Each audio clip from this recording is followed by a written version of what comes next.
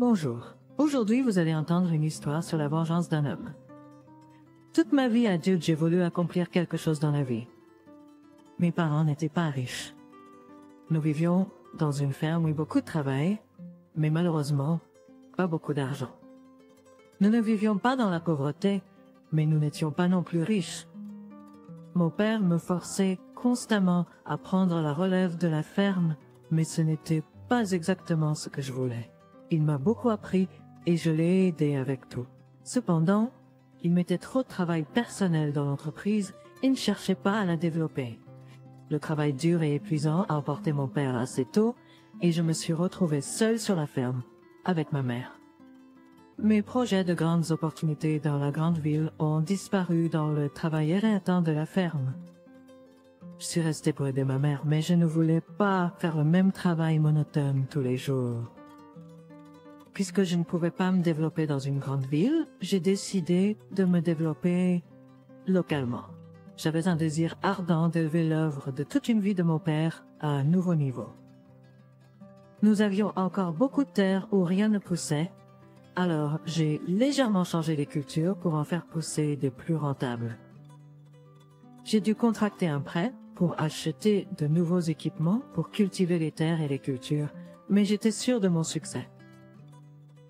J'ai trouvé un partenaire rentable à qui j'ai vendu la récolte à un prix avantageux.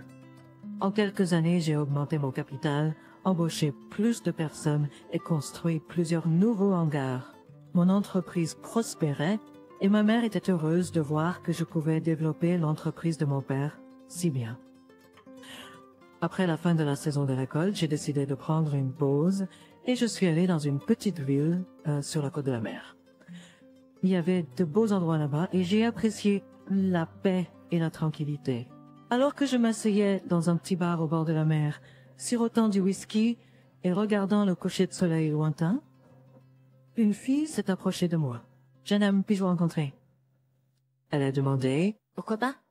Mon nom est Victor, ai-je répondu avec un sourire à la belle brune bronzée aux yeux marrons. « Très heureux, Victor. »« Mon nom est Melissa, a-t-elle dit timidement. Et je suis très heureux de vous rencontrer, Melissa. Et qu'est-ce qu'une si belle fille fait dans une ville aussi provinciale? J'ai demandé. Je pourrais vous poser la même question, a répondu Melissa avec un sourire. Eh bien, j'aime la beauté locale et la tranquillité.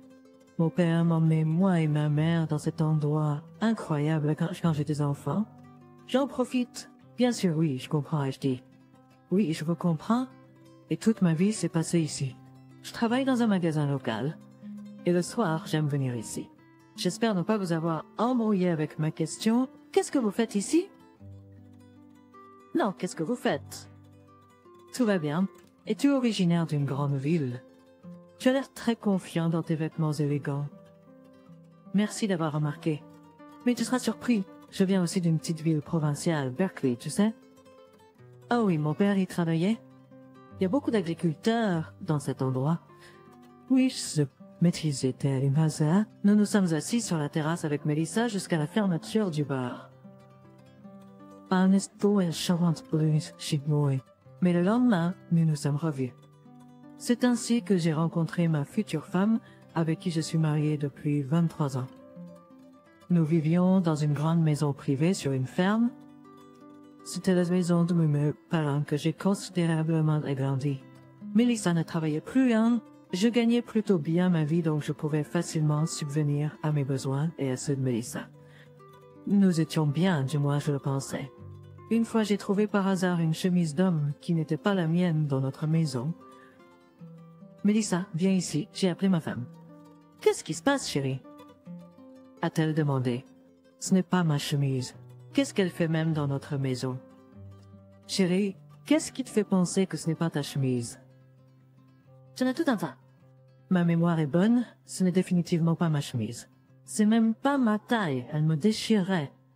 Chérie, je ne sais même pas d'où vient cette chemise dans notre maison, a répondu Melissa en baissant les yeux. Chérie, il y a quelque chose que tu ne me dis pas, ai-je demandé avec suspicion. Victor, pourquoi diable me déranges-tu avec cette chemise?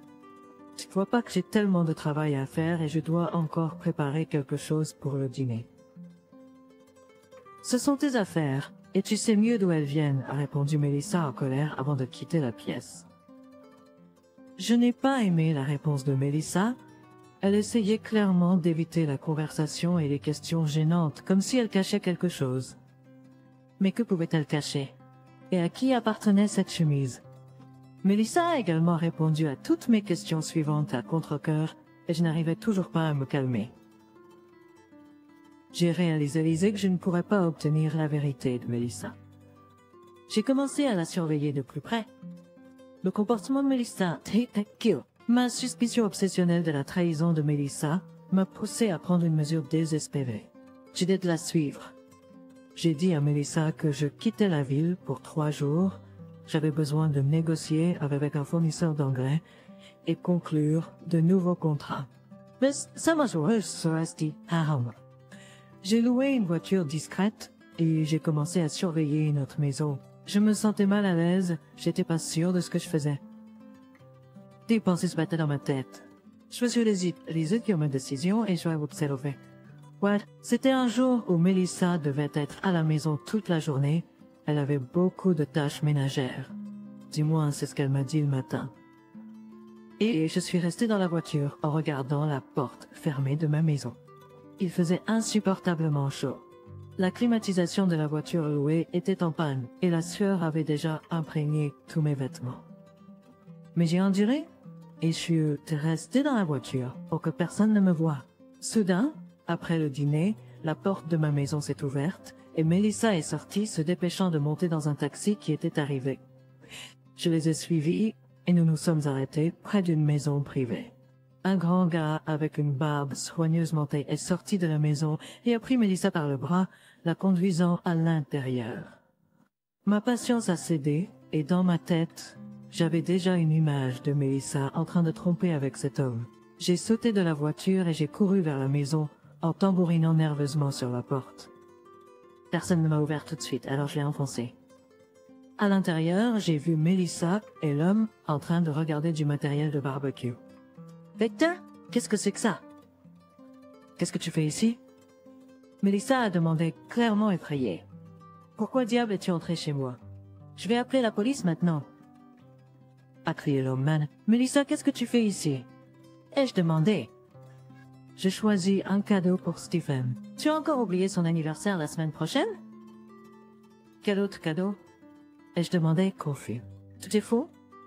Stephen, ton meilleur ami, c'est son anniversaire mercredi prochain et il nous a invités. Je suis venu chez le jeune homme pour regarder des ensembles de barbecue qu'il a ici. Il n'a pas eu le temps de les emmener à l'entrepôt encore. Alors j'ai accepté de jeter un coup d'œil. Mince, j'ai oublié que l'anniversaire de Stephen approche. J'ai admis. Donc tu choisis vraiment un cadeau ici? Ai-je demandé. Bien sûr, à quoi d'autre pensais-tu? A répondu Mélissa. Et que fais-tu ici de toute façon? Tu devrais être à 1000 kilomètres d'ici maintenant, ajouta-t-elle l'air irrité. Oui, je suis désolée. Je vais envoyer quelqu'un pour réparer la porte. Je n'ai évidemment pas réfléchi, je m'excuse. Mélissa et moi sommes rentrés à la maison et elle m'a demandé d'expliquer ce qui s'était passé. Chérie, je pensais juste que tu me trompais. J'ai avoué. Tu es sérieuse? Tout ça à cause de cette chemise? Demande à Mélissa. Oui, Mélissa. Je n'arrivais pas à me calmer. J'étais stupide et paranoïaque, j'ai admis. Je suis désolée, j'ai cassé la porte. Maintenant, mon épaule me fait mal, ai-je ajouté. Je me sentais terriblement coupable devant Mélissa. Mes soupçons n'ont pas été confirmés. J'essayais de mettre tous mes soupçons de tous mes faits. Bientôt, je devais vraiment partir en voyage d'affaires pour quelques jours. J'étais pressée, donc je devais partir le plus tôt possible. Je suis partie en voiture, et j'avais déjà parcouru plusieurs centaines de kilomètres avant de m'arrêter pour me reposer dans un café au bord de la route. En parcourant les documents dans ma serviette, j'ai réalisé que j'avais oublié de prendre tous les contrats et documents à cause de la précipitation. J'ai dû reporter ma réunion avec les partenaires pour retourner chercher les documents. Je suis rentrée tard à la maison et j'ai remarqué une autre voiture garée près de la maison. Prudemment, je suis sortie de la voiture et me suis dirigée vers la maison. Les lumières étaient allumées, indiquant que Mélissa était à la maison. En m'approchant de la porte, j'ai entendu des voix venant de l'intérieur. Il était clair que Melissa n'était pas seule. Je suis entrée silencieusement dans la maison et me suis dirigée vers la chambre. À travers la porte entr'ouverte, j'ai vu Melissa avec Jacob, le voisin qui me saluait toujours avec un sourire. Au début, j'ai voulu entrer en trombe et faire un scandale, mais j'ai refréné ma précédente erreur et je suis plutôt allée dans le hall pour récupérer mon arme. Je l'ai chargée et suis retournée dans la chambre, où j'ai entendu Jacob dire à Melissa de se calmer maintenant que son mari était parti. Melissa a mentionné mes soupçons et la chemise que j'avais trouvée, mais Jacob les a rejetés et l'a encouragé à poursuivre leur liaison. Enragé, j'ai fait irruption dans la pièce et ai pointé mon arme sur le couple nu.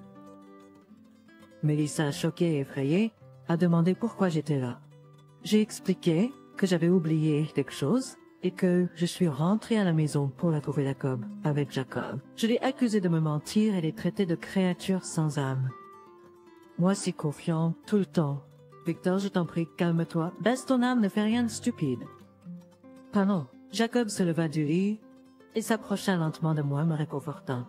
Ferme ta bouche, ordure, j'ai dit en tournant brusquement le pistolet et en enfonçant la crosse dans les dents de ce salaud. Jacob s'effondra sur le sol, du sang éclaboussant le sol. Sale chienne. Juste sur notre lit. Melissa, tu es la dernière pute? Comment tu pu? Victor, je suis désolé. C'est de ma faute, tu avais toujours raison. Je ne voulais pas. Melissa a commencé à trouver des excuses. Melissa ne te justifie pas devant ce salaud. Victor, tu m'as cassé les dents, espèce de salaud. Tu vas me payer pour ça? Mets derrière les barreaux. Oh, salope, tu vas me menacer chez moi? Prépare-toi, espèce de stupide salaud. J'ai crié et j'ai donné un coup de pied à Jacob dans le ventre de toutes mes forces. Jacob se tordait de douleur et gémissait. D'accord, salaud, je vais vous montrer comment s'amuser. J'ai dit et j'ai forcé ces monstres à sortir dans la rue. Victor, qu'est-ce que tu penses? Melissa a des mains tremblantes, effrayée. Vous allez tous les deux adorer ça. Nous allons faire une promenade. J'ai pris une corde, attaché ces salauds et les ai attachés à mon SUV. Maintenant, salauds, allons-y. J'ai crié et j'ai foncé en avant. Melissa et Jacob ont été projetés au sol par le violent coup de frein et je les ai traînés.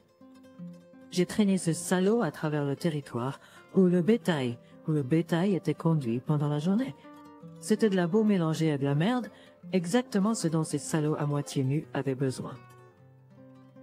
Je me suis retournée et les salauds ont roulé sur le côté. Ils étaient effrayés, essayant de se relever, crachant de la merde de leur bouche. Maintenant, sortez de mon territoire, avant que je vous enterre dans la même merde. J'ai dit et j'ai coupé la corde. Les salauds se sont précipités hors de ma vue en montrant leurs talons. Après cela, j'ai jeté précipitamment toutes les affaires de Melissa hors de la maison. J'avais des contacts dans les forces de l'ordre. J'ai découvert quelques informations sur la ferme de Jacob. Ce salaud a utilisé des pesticides illégaux qui ont empoisonné l'environnement. Il a couvert cela avec de faux papiers pour acheter des pesticides moins chers. Jacob n'a pas eu le temps de se venger de moi. J'étais beaucoup plus agile, Oise. Il n'a même pas eu le temps de se ressaisir car il s'est embourbé dans les tribunaux à cause de ses astuces illégales. Sa ferme a rapidement fermé et je n'ai plus jamais revu ce salaud. J'ai plein de dettes et a disparu. Mais avec Melissa, j'ai divorcé avec succès. J'avais initialement signé un contrat de mariage, donc cette garce n'a rien obtenu. Je suis revenu à ma vie normale, mais je n'étais plus pressé de commencer une nouvelle relation. J'aime la vie sans une épouse menteuse. Une épouse fidèle, j'ai enfin trouvé la paix. Chers auditeurs, votre soutien est très important pour nous. Si vous appréciez notre histoire, veuillez aimer, commenter et vous abonner. C'est très motivant pour nous. Nous apprécions vos commentaires pour améliorer notre contenu.